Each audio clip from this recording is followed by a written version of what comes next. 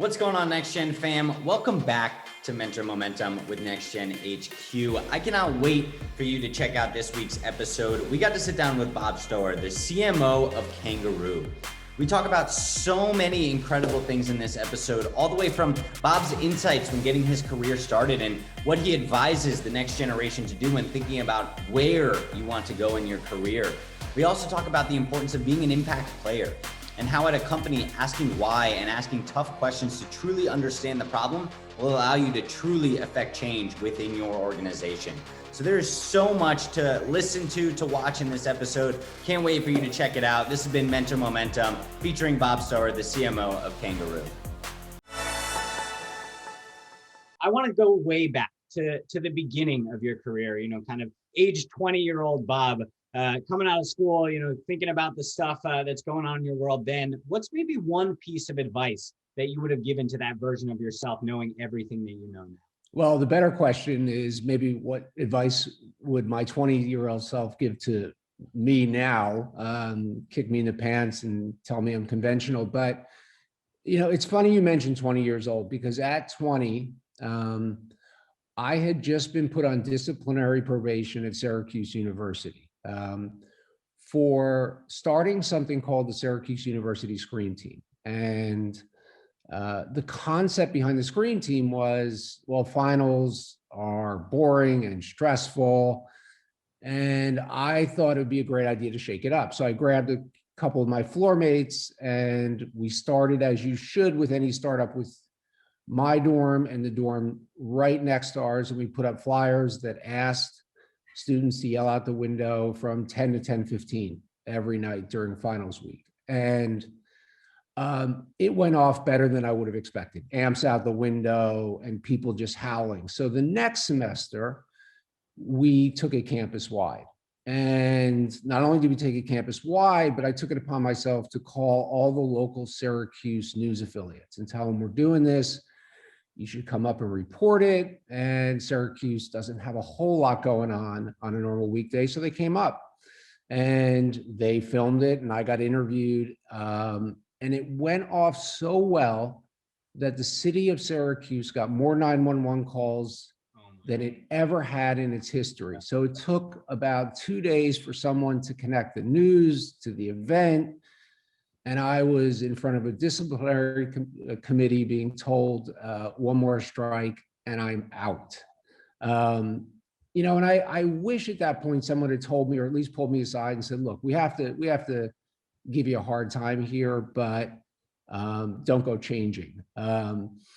And we tried to keep that thing going, by the way, and we had the RAs fighting against us. Nonetheless, it was such a profound experience for me, because it was that moment when you saw that you could move people, in unison, and as a marketer, what you're ultimately trying to do at any time is like, yes, you want people to take an action, but what you really want is people invested in what you're trying to do, invested in your brand. And so that, has really shaped my career in some ways, because, I am a marketer now, but my journey was very much through brand and creative. And so bringing those two things together has always been really important to me. But, I suppose the one thing I would tell my 20-year-old self is that knowledge is empowering, right? I remember early in my career, my one goal was just work as hard as you can, do what everybody tells you to do,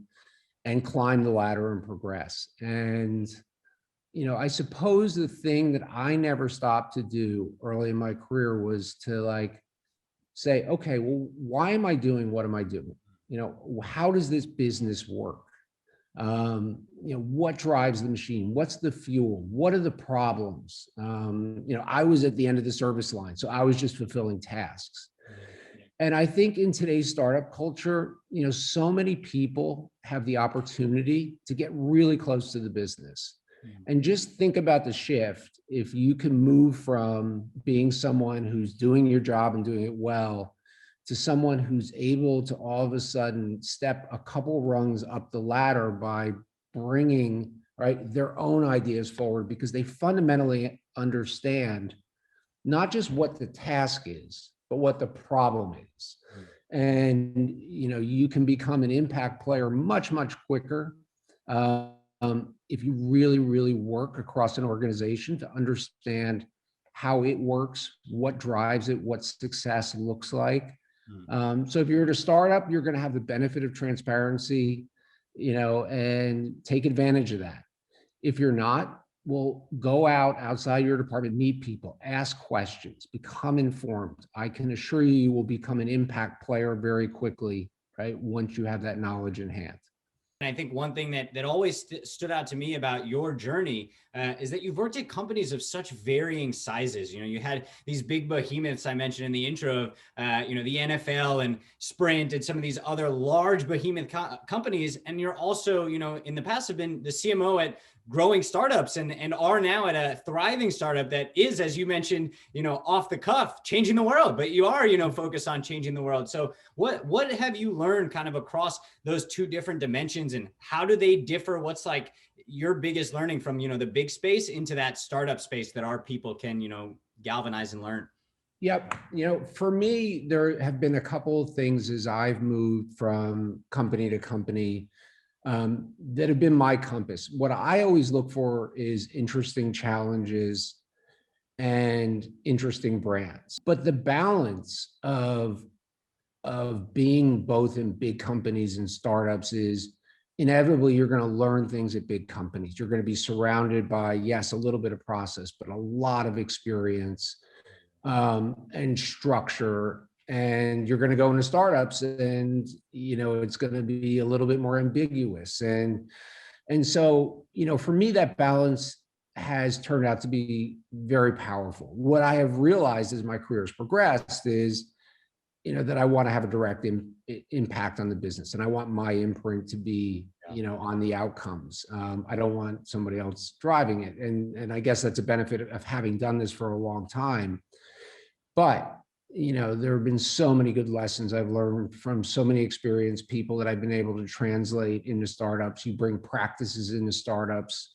My job today in many respects is to bring people together, bring structure, right? Let the founders get out there and drive us. But for me, like, help drive the day-to-day business and help involve people, and bring them along. So I've been very fortunate, and I think there are benefits to both sides of it as people contemplate their careers, right? Startups are going to be a little bit of a gamble, but you're going to get so much closer to so many different elements of the business, and you're going to learn a lot about good business practice at big companies. And it was interesting. Early in my career, I worked at a big agency, and this is coming off my Syracuse days, and I wanted to be in creative, but I had to take a job in media, and that ultimately was very beneficial later in my career to me. But I immediately, recognized that, okay, this is not necessarily the exact path I want to be on. So after a year and a half, I went to a small agency. I went to a 9-person agency because I wanted to be part of the entire business. And so, very early in my career, I saw both sides of it. And as I was thinking about the path I wanted to get onto, I realized the perfect segue was to get into a small agency and then move back, to a bigger company like the NFL. But now I was in the lane I wanted to be in. I should mention, when I went to the NFL, I took a pretty good pay cut, right, to get a copywriter role, literally like on the bottom organizational layer of the entire organization.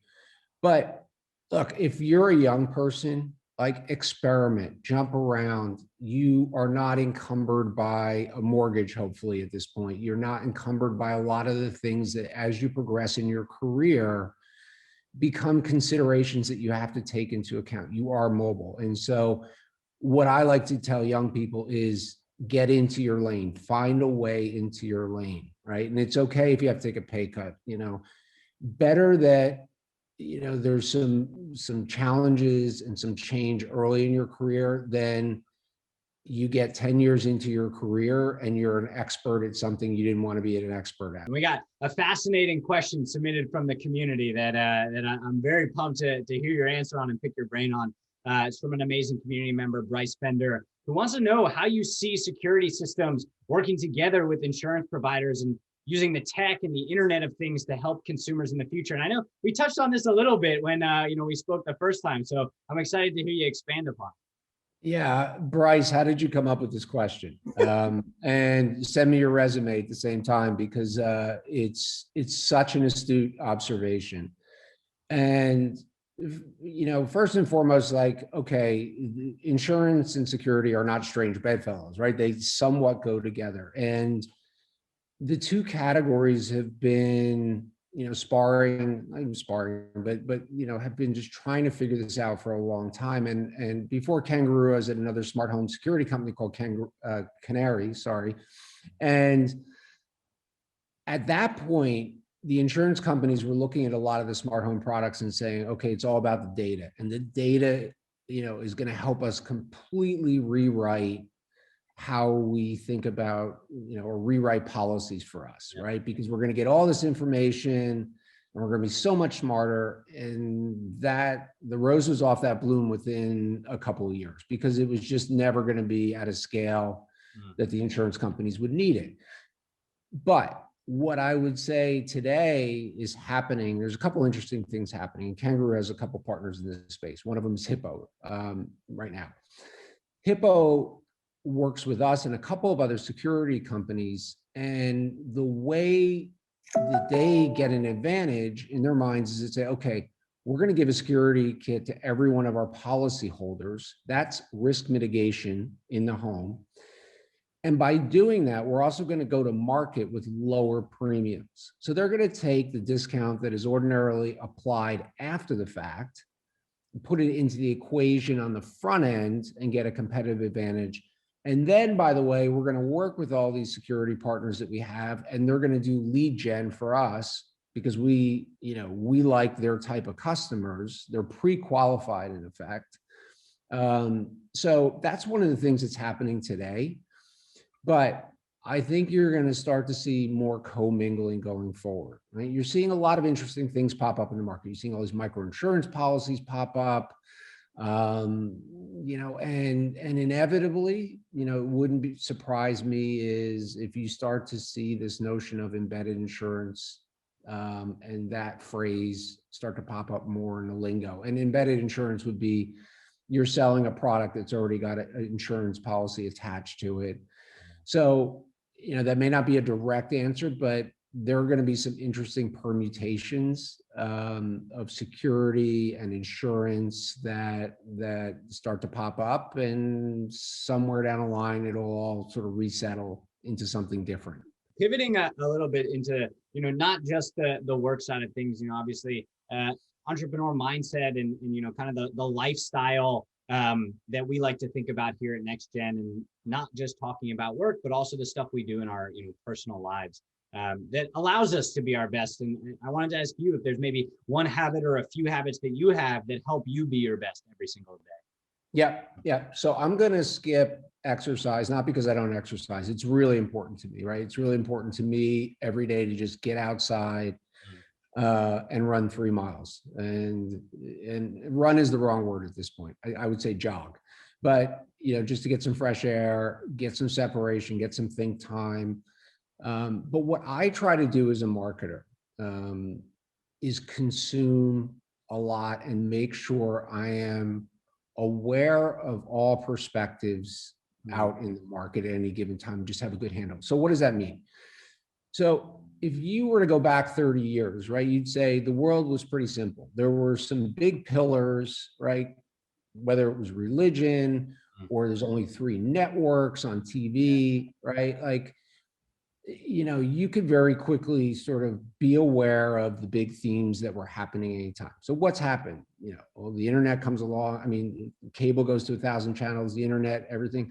What do we have? We have this incredible fragmentation in all these micro communities that start to emerge. And COVID was interesting because COVID almost like took us back, 30 years in time to a place where the narrative, there became a singular narrative again. I always thought that was fascinating. But to answer your question, what I try to do is I try to take in, let's use news as an example. I'm watching Fox News and I'm watching CNN News, right?